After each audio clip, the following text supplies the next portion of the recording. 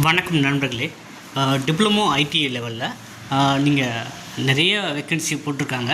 ஐடிஐக்கு பார்த்தீங்கன்னா டிஎன்எஸ்சிசி லெவல்லையும், டிப்ளமோ லெவலில் குறிப்பாக ட்ரிபிள்இக்கு வந்து தொழில்நுட்ப உதவியாளர் டெக்னிக்கல் அசிஸ்டன்ட் டிஎன்இபிக்கும் மெக்கானிக்கல் சிவில் போன்ற பணிகளுக்கும் நிறைய வேக்கன்சி போட்டிருக்காங்க. அதோட அறிமுக வகுப்பு தான் இன்றைக்கி நம்ம பார்க்க போகிறோம். ஸோ நம்ம வந்து பார்த்திங்கன்னா இனிமேல் ரெகுலராக உங்களுக்கு கிளாஸஸ் வரப்போகுது. சரி, அது பேசிக்காக ப்ரைமரியாக உங்களுக்கு அடிப்படையான விஷயம் தெரிஞ்சால் மட்டும்தான் நீங்கள் வந்து இன்னமும் டெப்த்தாக படிக்க முடியும். ஸோ அந்த கான்செப்டில் தான் இன்றைய காணொலி இருக்க போது. நீங்கள் டிப்ளமோ ஸ்டாண்டர்டாக சரி, ஐடி இருந்தாலும் சரி, இந்த இன்ட்ரடக்ஷன் கிளாஸ் உங்களுக்கு ரொம்பவே ஹெல்ப்ஃபுல்லாக இருக்கும்.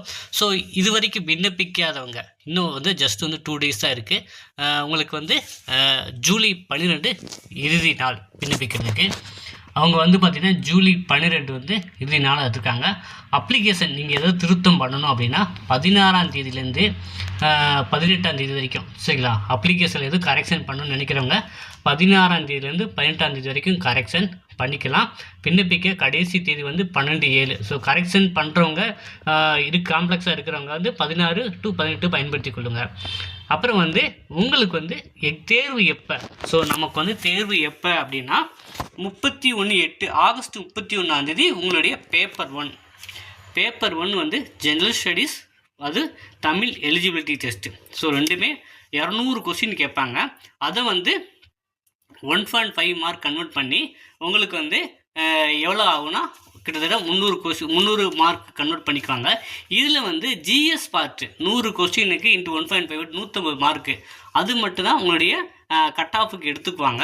அதே போல் பேப்பர் 2 வந்து பார்த்திங்கன்னா 7/9, சரிங்களா? அதாவது செப்டம்பர் 7ஆம் தேதியிலேருந்து அப்புறம் வந்து செப்டம்பர் 7, அப்புறம் 11/9 15/9 11/9 15/9 அந்த தேதிகளில் நடைபெறும் அப்படின்னு போட்டிருக்காங்க சப்ஜெக்ட் பேப்பர். ஓகேங்களா?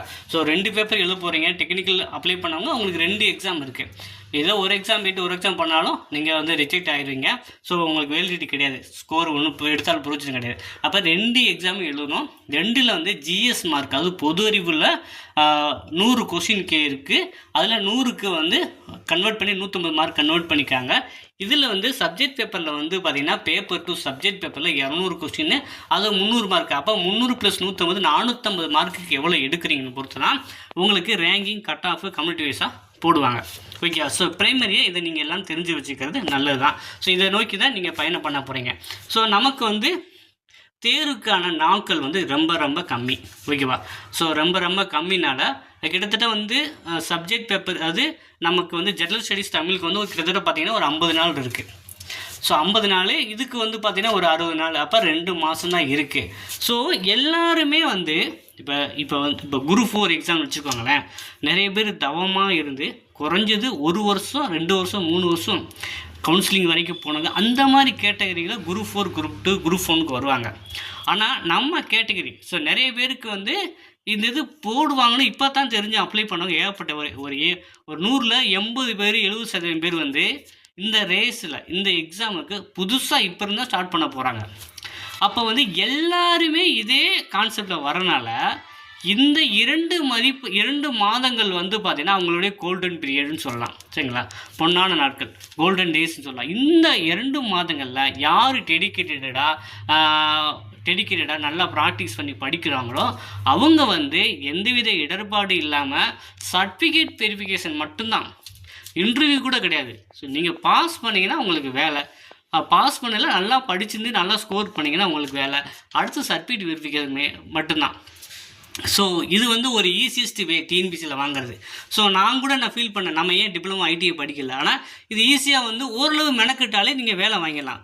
ஸோ இப்போ வந்து பார்த்திங்கன்னா நீங்கள் வந்து மற்ற இதில் வந்து பார்த்திங்கன்னா 100% வச்சுக்கோங்களேன். இப்போ டிஎன்பிசியில் வந்து 200 கொஸ்டினுக்கு அவங்க 170 169 அந்த மாதிரி கேட்டகரி.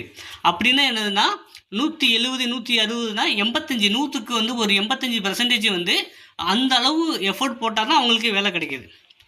ஓகேவா? 100க்கு 85%க்கு மேலே அந்த ஸ்கோரு எல்லாம் இருந்தால் தான் அவங்களுக்கு வேலை கிடைக்கிது. ஆனால் நமக்கு வந்து பார்த்திங்கன்னா நமக்கு வந்து 100க்கு ஒரு 60%, 50 தாண்டினாலே உங்களுக்கு வேலை கிடச்சிடும்.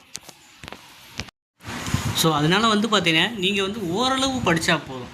ஓரளவுனா என்னென்னா ஜிஎஸ்க்கு 100 கொஸ்டினுக்கு ஒரு 60 மார்க் 60 கொஸ்டினுக்கு மேலே போகிறீங்களா, அதே போல் சப்ஜெக்ட் பேப்பர் 200 கொஸ்டினுக்கு நீங்கள் ஒரு 110 120க்கு மேலே எடுத்தால் கூட கண்டிப்பாக உங்களுக்கு வேலை கிடச்சிங்க. ஏன்னா லாஸ்ட் டைம் வந்து அந்த லெவலுக்கு கூட கவுன்சிலிங் போன ஸ்டூடெண்ட்லாம் இருக்காங்க.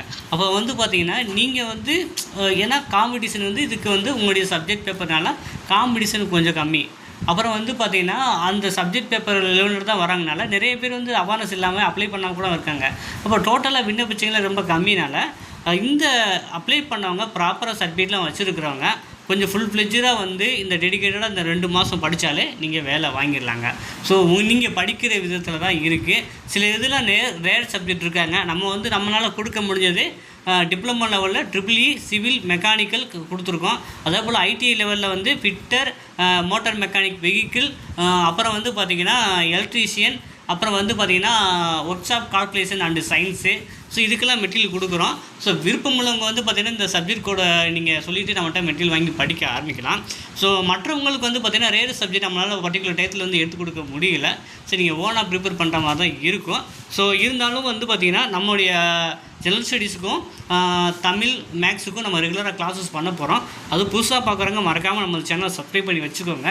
இது சம்மந்தமாக ஏதாவது உங்களுக்கு டவுட் இருந்தால் கமெண்ட்டில் தெரிவிங்க. நம்ம அடுத்த காலில் மீண்டும் சந்திப்போம். நன்றி, வணக்கம்.